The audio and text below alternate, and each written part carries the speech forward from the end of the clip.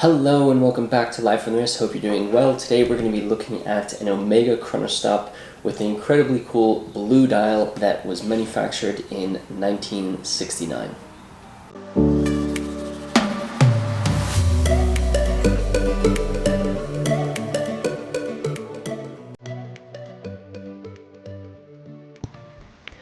Despite the variety of vintage watches, there are a few models that we seem to come back to. We had the unique pleasure of experiencing the Omega Chronostop back in the summer of 2021, and today we get to dive into the model again. What is wonderful about the Chronostop is that it has such a rich history and diverse model range during its production years, which began in 1966, and there's so much that you can explore when it comes to this model. The model we have today is the reference 146.009 with an incredibly vibrant blue dial. But before we dive into this specific watch, let's go over a brief history of the model. As mentioned, the Chronostop was released in 1966 and was originally part of the Seamaster line that Omega had. In 1967, though, it was moved to their Geneve line. It was marketed as a more affordable chronograph and was an attempt to entice a younger crowd to purchase a chronograph from Omega. Now, the watch obviously isn't your typical chronograph, as you can probably see when you're looking at this piece.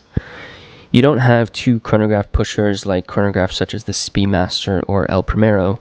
Instead, there is one chronograph pusher, which you see right here, and a crown here to set the time and obviously the date. If you look at the dial of the watch, you won't see any sub-dials which allow you to time longer periods such as 30 minutes or 12 hours. So this watch is non-conventional in design and was made to time shorter intervals of 1 minute or less. As you can see, the chronograph hand is located at the center of the dial.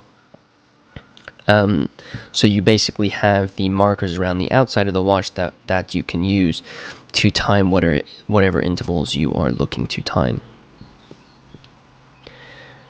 As mentioned, this is the reference 146.009 from Omega. This version of this reference was manufactured in 1969 based on the movement serial number. The watch has a 35mm stainless steel case that's in overall good condition. I kind of gave you a little bit of a 360 just before that, but I'll do a little bit more of one here for you.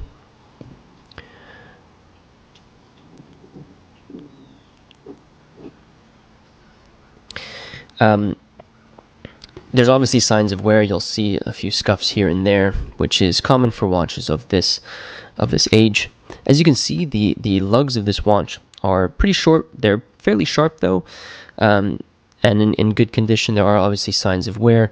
I'd say that this watch likely has seen a polishing wheel as well, just given the sharpness of some of the different bevels that you have on the case. The crown of the watch is located at 2 o'clock, and you can see that it is signed with the Omega logo. If I can get the focus on it, there you go. Located at 4 o'clock, and then the lone chronograph pusher, as I mentioned, is located at 2 o'clock. In my opinion, at 35mm, the watch sits comfortably on the wrist. It kind of has this ovular shape, so it's a little bit longer from top to bottom than it is from left to right. I'll start the chronograph here for you so that you can see how that functions. If you start the chronograph by pushing the top, you'll see the chronograph hand elapsing in time. Super smooth. And interestingly, being a mono pusher chronograph, what you actually have here is not a start-stop function, but when you press the chronograph hand again, you'll see that the chronograph hand resets to 12 o'clock straight away.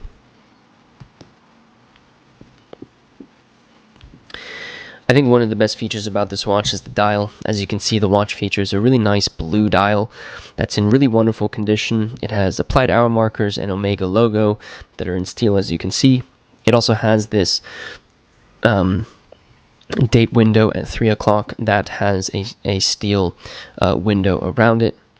If you know Live from the Wrist, I think you know by now that I love blue dials. I think it's a standout feature and something that I truly do love about watches.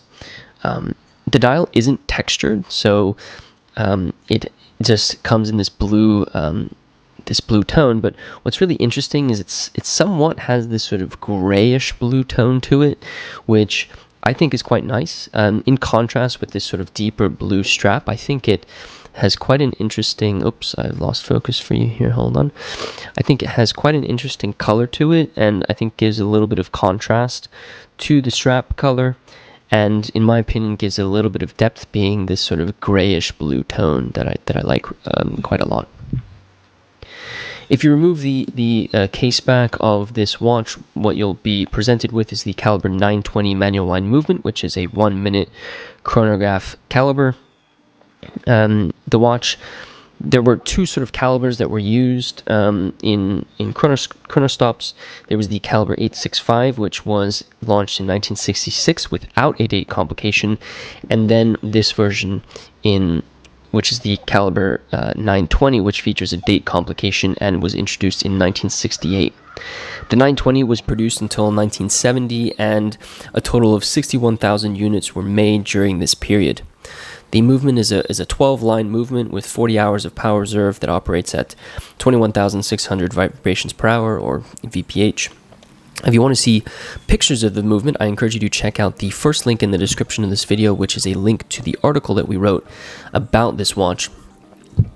It will give you some helpful information, as well as some nice pictures of the movement and case back for you to follow along. It also will allow you to see more pictures of this watch as well. The movement has the sort of quintessential Omega copper tone finish that is really attractive and really typical of Omega movements of this period. On the movement, one will find the serial number that dates the movement to 1969, and there's a few stamps that recognize the movement is Omega manufactured, as well as the caliber number, which can be found below the balance wheel. With the case back off, you can see some of the case back inscriptions, which include the Omega triangle stamp with Fab Suisse and Swiss made stamped below the Omega logo. One will also find the reference number stamped on the case back. Really interestingly, this version of the Omega Chronostop has is stamped with 146.009 as well as 146.010, which can be seen on some other Chronostops, but not all of them. I think as we move towards June and July, one can transition. You sort of move towards transitioning from, maybe a winter vibe to a summer vibe, and that includes trading a leather strap for a rubber one. But on the occasion where one can wear a pretty cool vintage watch with vibrant colors that give you the feel of the summer, I think this watch is a great opportunity to do that. Maybe after spending some time on the beach with those close to you, you could decide to have a really lovely dinner on, really close to the water that you just spent time on. And I can only imagine how great this watch would look for such an occasion. It's comfortable and attractive, and a cool bit of history for Omega.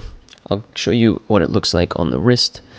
So as I mentioned, 35 millimeters in diameter. I think it's quite a nice size. I have smaller wrists, but fits, as you can see, from top to bottom. It's a little bit longer. From left to right, it's a little bit shorter.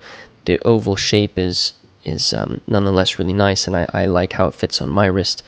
And obviously the chronograph is also a really cool feature, being mono pusher.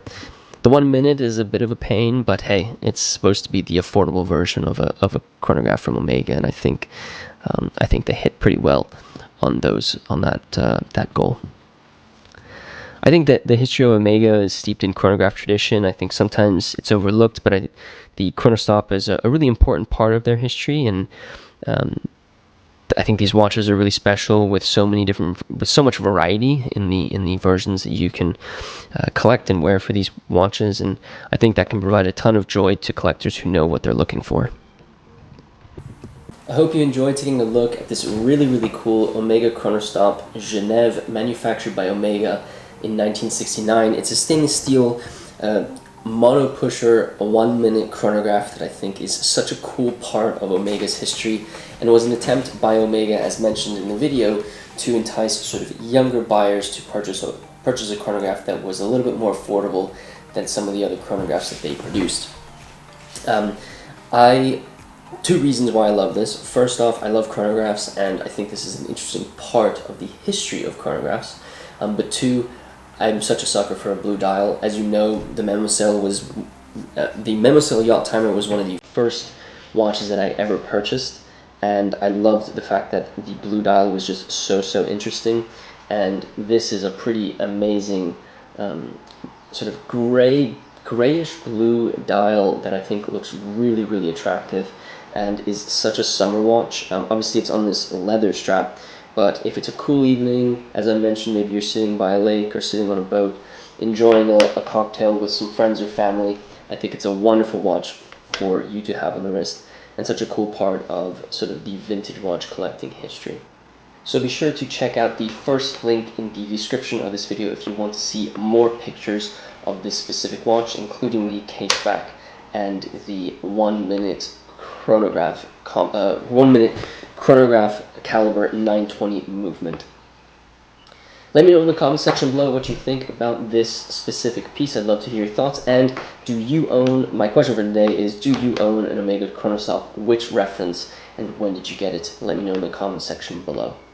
If you are new to Life on the Wrist, be sure to subscribe to this YouTube channel and share this video with a friend who might be interested in watches or who might be interested in Omega and their history of chronographs. We'd love for them to be a part of the Life on the Wrist journey. And if you want to check out more from Life on the Wrist, there will be links in the description of this video to all of our social medias if you want to follow us there. Lastly, if you wouldn't mind rating this liking this video, I just started a podcast, so I'm getting confused. If you wouldn't mind liking this video, it really does help the channel out, helps it grow to people who might be interested in the videos that we are producing. So if you wouldn't mind hitting that like button, it really does help me out. With that said, guys, thank you so much for watching this episode of the Life on the Wrist YouTube channel, and we will see you in the next one.